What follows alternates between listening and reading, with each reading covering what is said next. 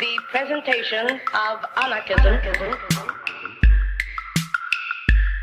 as social philosophy which aims at the emancipation, economic, social, political, and spiritual of the human race. The emancipation. Anarchist Essays is brought to you by Loughborough University's Anarchism Research Group. For more information on the ARG, see the link in the show notes or follow us on Twitter at ARGLBORO.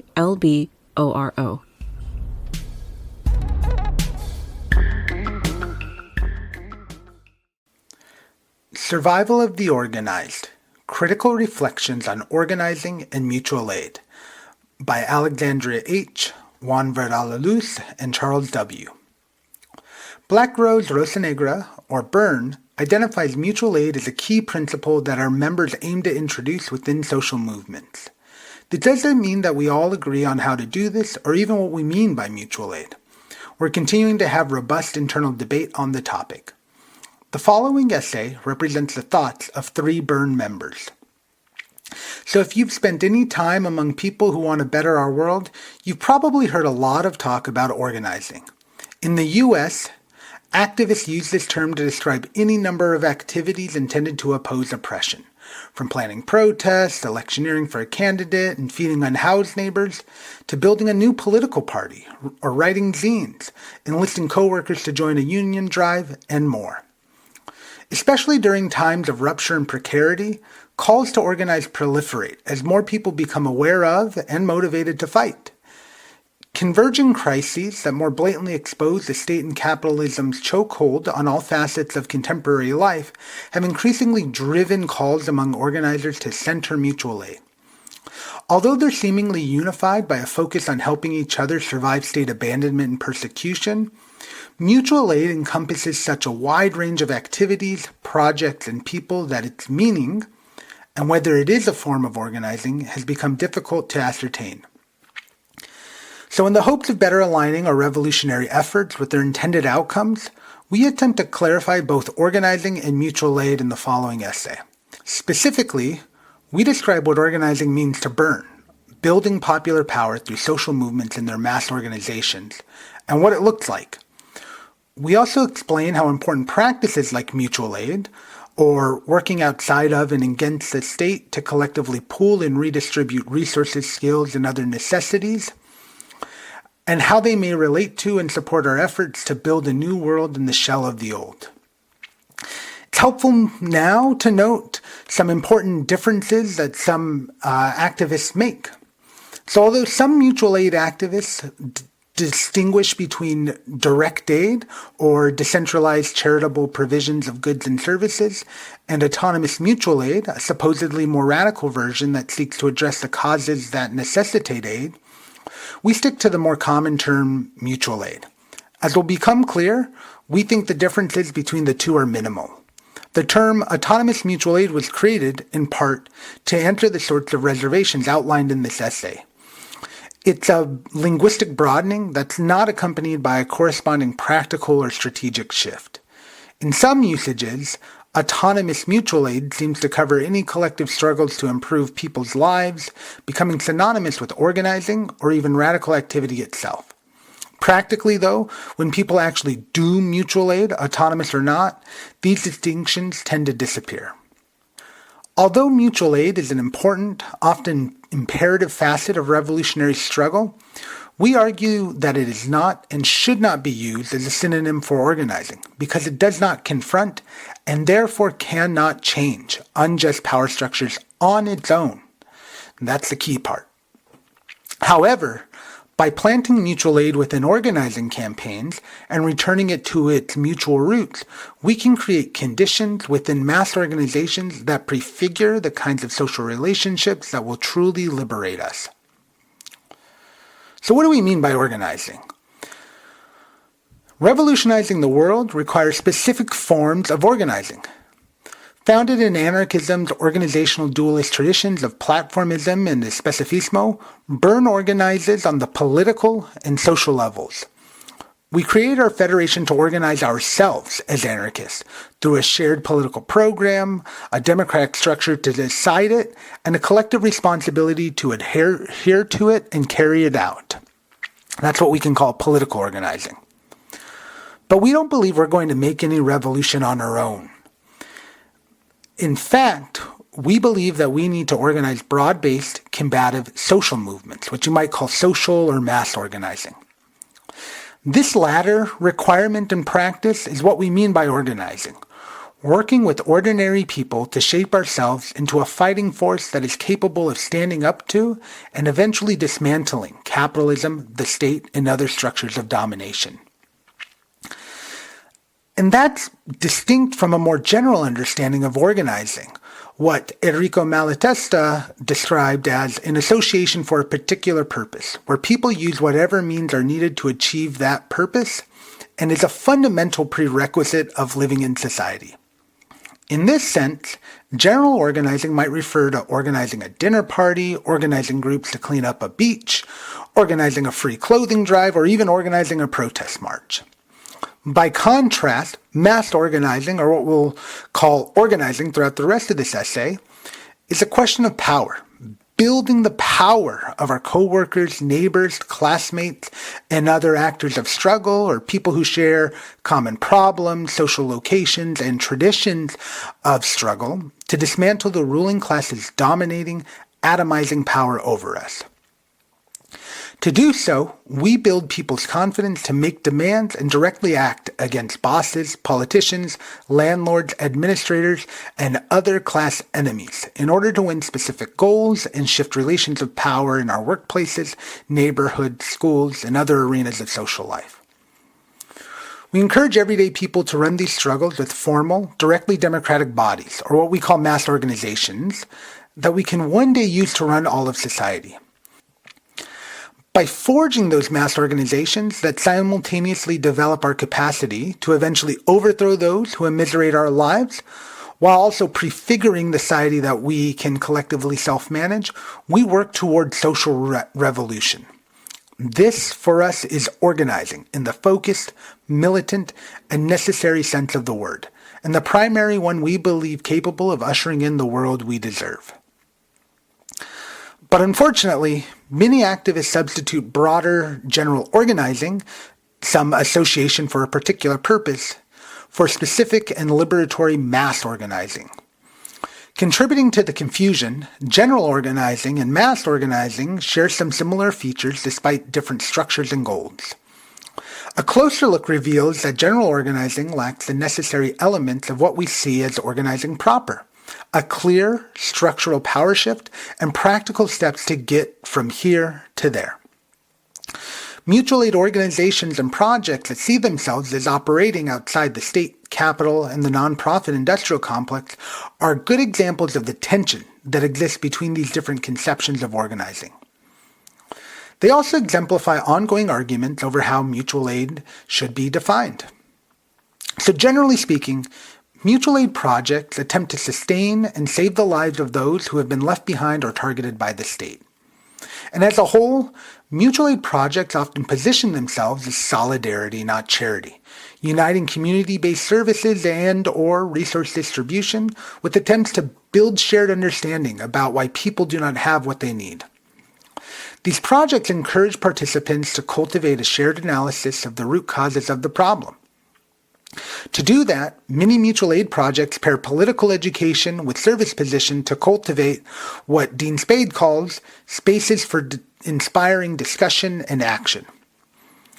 This education intends to help those who engage in mutual aid avoid the errors of charity, doling out relief based on hierarchies of deservingness and supporting their recipients as paternalistic saviors. Disaster Anarchy author Rhiannon Firth punctuates the differences. Mutual aid, in contrast to charity, presumes an equal footing between all community members, regardless of who is receiving or offering services, support, and/or resources. Notably, mutual aid projects often emerge to meet crucial needs in times of acute crises. We've seen this a lot. Recent interest in mutual aid efforts surged shortly after 2005, when anarchist-led projects like Common Ground Collective outshined federal emergency management agencies, or FEMA's, and large nonprofits' pitiful Hurricane Katrina relief efforts in New Orleans. Inspired by these successes, activists formed mutual aid disaster relief to coordinate communal medical services and get food and other supplies to people devastated by Hurricanes Sandy, Irma, and Maria. Similarly, activists launched local networks and resource hubs for communities to support one another during the COVID-19 lockdowns, volunteering to grocery shop for one another, picking up prescriptions from pharmacies for neighbors, collaboratively running learning pods for each other's children, and more. Now, there are lots of other projects that don't just focus on immediate acute crises, but longer-term ongoing ones, like houselessness, hunger, police brutality, migrant safety, and unsafe drug use.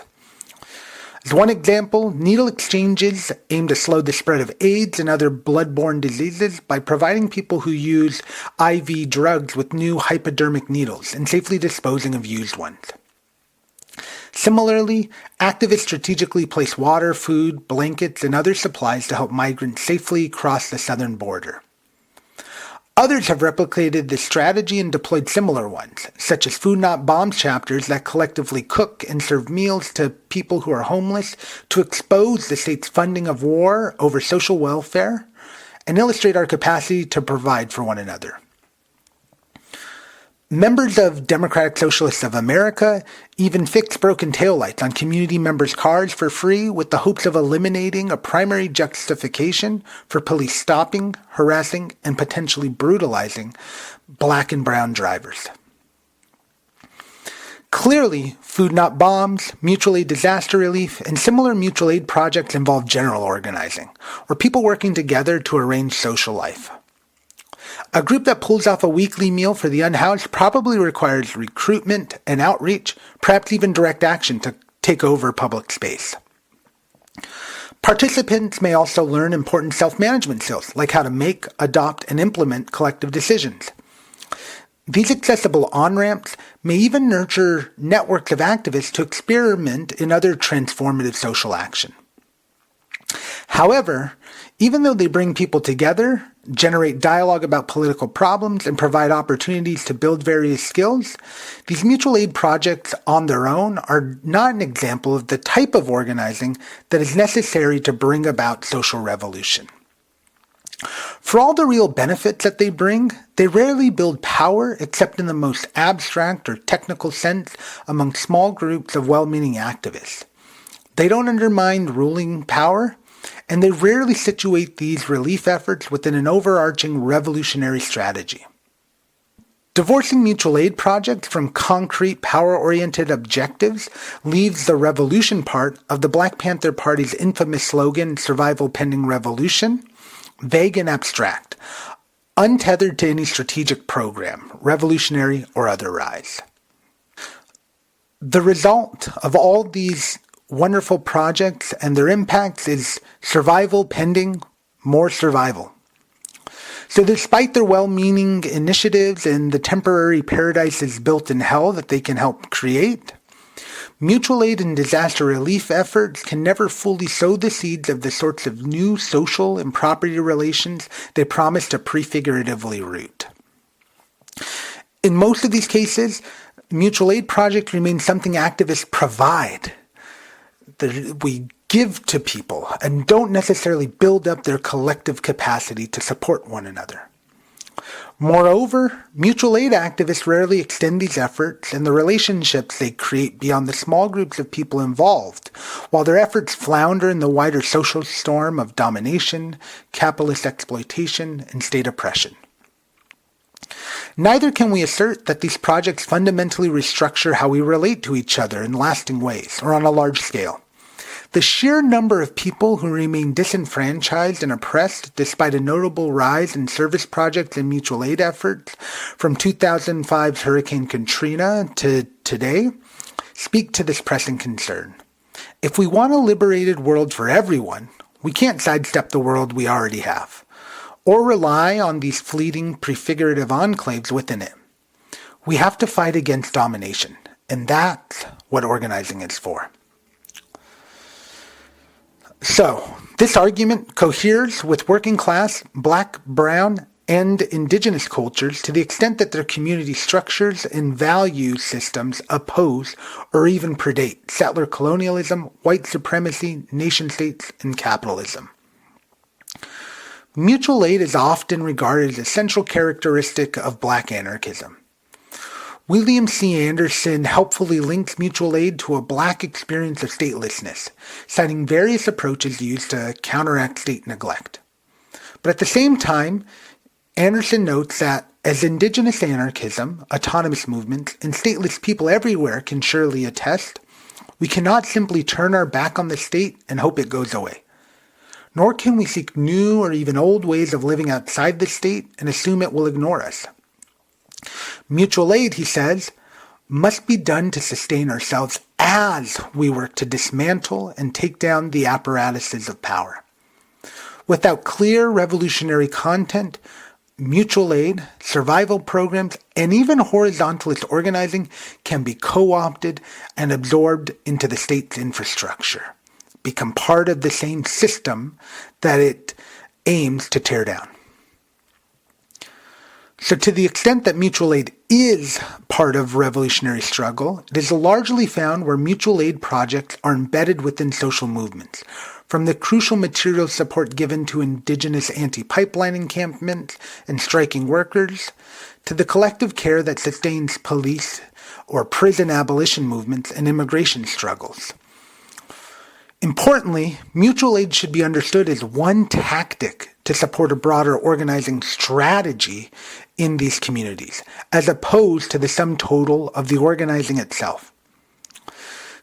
This is largely due to the emphasis on the mutual, i.e. the reciprocal aspect of mutual aid, a key word in the term that is largely overlooked or misrepresented.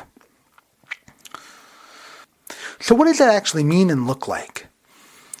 In order to put that mutual back into mutual aid, let's return to the Black Panthers' free breakfast for school children and other survival programs. They were clearly forms of mutual aid, but they did far more than fill an important community need. They allowed the party to build revolutionary black power more effectively. In the case of the breakfast program, the children being fed and their parents listened to talks about black liberation generally and the party specifically. The survival programs generated goodwill for the party and the community, increasing their acceptance in leadership. And again, we should note, the Black Panther Party's conception of leadership is different than ours. They were used as propaganda tools to dramatize the failures of structurally racist institutions. Programs drew hordes of new recruits to the party. They were also hubs for sharing information about party actions and events. As Chairman Huey P. Newton put it, the survival programs are not answers or solutions, but they will help us to organize the community around a true analysis and understanding of their situation. They literally and figuratively fed into an overall revolutionary strategy. So when tied to concrete political action, mutual aid practices in mass organizing can reinforce efforts to build power by fostering new relationships. So imagine, for example, neighbors who host language exchange classes so that they can better fight their landlord together, or coworkers who set up childcare networks so parents can attend strike preparation meetings. These practices invite people to see taking care of one another more expansively than the mere provisions of services.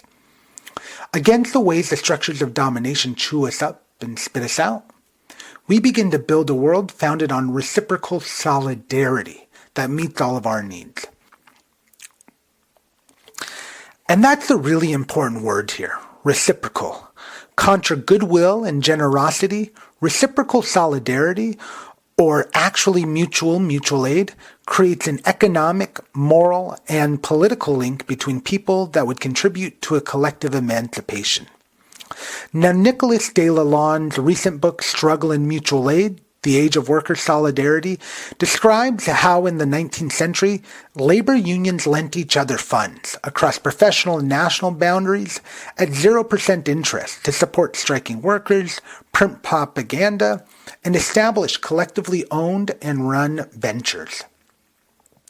Such practices were intended to create a pool of generalized credit that strengthened ties among workers, funded each other's struggles, and developed a revolutionary consciousness of kinship. Reciprocity is an inherent feature of organizing above and beyond the provision of aid. Against the hierarchy implied by a logic of service, reciprocity creates the conditions under which power can be built and shared among members of dominated classes, thereby improving the success of any given organizing campaign. Now, reciprocity doesn't mean we keep balance sheets about who contributes and receives what. If we did that, we'd be ignoring the deep inequalities that capitalism cultivates within the working class. At the same time, developing no mechanisms to encourage recipients of support to contribute back to the movement defaults these practices to individual choice and morality. Truly reciprocal solidarity is predicated on a radical form of social consciousness and organizational structures that the informal affinities of most mutual aid projects can't hope to match. This is one reason Byrne focuses on mass organizing. This doesn't mean rejecting mutual aid. Far from it. But by centering organizing, we can approach the question of mutual aid in a more rigorous and intentional way. When developing our own campaigns, we can make sure mutual aid practices are integrated into a strategy designed to build enough popular power to alter the conditions that require aid in the first place. We can foreground reciprocal solidarity as a way to forge new relationships premised on shared struggles and shared visions. We can change the world as we care for one another. So, as you can see through this essay, we believe, and it's self-evident, that language shapes how we see the world. Using unclear or misusing language can divert us from our political goals. Just as precise language and sharp ideas can bring them closer. It's beyond the scope of this essay to fully catalog how the growing, often contradictory conceptions of mutual aid might obscure or illuminate a revolutionary horizon. But we will note that both state as well as non-state actors on the far right have utilized these practices and sometimes even the terminology for their own ends. To share some examples, cooperation among police departments has long been seen as a form of mutual aid. There are also several examples of far-right and white nationalist mutual aid efforts that try to reach out to white people or other people deemed more deserving and to use the language of mutual aid to co-opt it. But when the far right does that, they tend to be described in left media as forms of co-optation, propaganda, or even disaster tourism. While some may suggest that this is an example of how mutual aid can become co-opted or appropriated, we're less concerned with arguing for or against any inherent or essential quality that mutual aid might possess. In the current socio-political climate, mutual aid, like organizing itself, is politically neutral, only rendered revolutionary or counter-revolutionary by those who use it and for what purposes. But we're distinguishing between mutual aid and organizing to speak to a vision of mutual aid that coheres with Byrne's existing program and strategy, not to denigrate comrades and the blood, sweat, and tears they devote to mutual aid projects. In fact, emergent, unsanctioned, activist-led relief efforts can mitigate the worst effects of crises, especially for populations disproportionately dispossessed by state disinvestment. It's also inherently risky, as state agencies frequently bid to regain social control by targeting those projects with harassment and other repressive techniques. Even more, the work of caring for each other has historically been, and still is, often considered a lesser form of supporting social transformation. Patriarchy's declaration that social reproductive labor is women's work, and thus, according to misogynist logic, both gendered and devalued, seeps through our social movements. These divisions leave power imbalances unchallenged. They ignore the impossibility of struggle without robust mechanisms for sustaining movements. And frankly, they prevent our movements from reaching their liberatory ends. Against this sort of essentialized compartmentalization, we must consciously integrate these practices of care into mass organizations to survive pending revolution. We must also be aware, though, that survival as an end unto itself can delay revolution indefinitely. By distinguishing mutual aid from organizing and situating the former within the latter, we ensure that our actions are powerful enough to transform our world, permanently shifting the balance of forces in favor of the dominated classes. This is the only way to truly survive.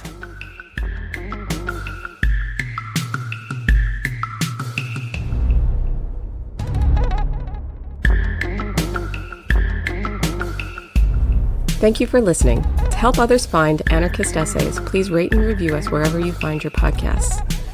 And if you're interested in anarchist ideas, why not check out the journal Anarchist Studies? For over 20 years, Anarchist Studies has been publishing original research on the history, theory, and practice of anarchism. For more information, visit www.lwbooks.co.uk/anarchist-studies.